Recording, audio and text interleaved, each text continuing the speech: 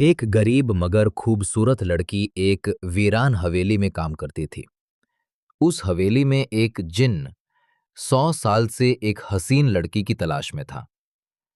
उसने नूर को दौलत का लालच दिया और उसकी मोहब्बत में सब कुछ भूल बैठा। लेकिन जो उसने उस मासूम लड़की के साथ करने की कोशिश की, उसे देखकर रूह कांप जाए।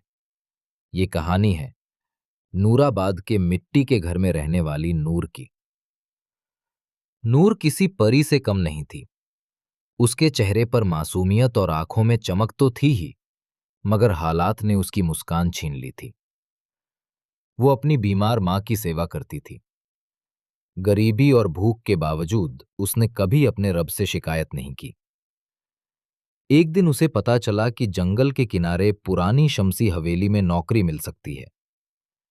गांव वाले उसे डराते थे कि वहां जिन्न और आत्माएं रहती हैं, मगर नूर ने कहा, अगर वहां जिन्न भी हैं तो मेरा रब रब्बुनास है।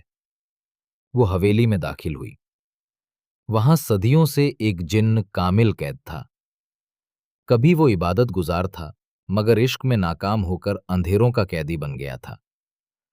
नूर की तिलावत और दुआओं ने उसके जख्म भरने शुरू किए और वो नूर पर दीवाना हो गया। कामिल ने उसे दौलत, चैन और उसकी मां की शिफा का लालच दिया, मगर नूर ने कहा, मुझे सिर्फ मेरा रब काफी है। मुझे किसी जिन्न का एहसान नहीं चाहिए। ये इनकार कामिल के लिए जख्म बन गया। उसने नूर को बहकाने की कोशिश की, मगर नूर की दुआएं और उसकी मां फातिमा बीवी के सजदे उसके लिए हिफाजती दीवार बन गए। इसी दौरान गांव के बुजुर्ग हाफिज इब्राहिम हवेली पहुंचे। उन्होंने कुरान की तिलावत की। आयतों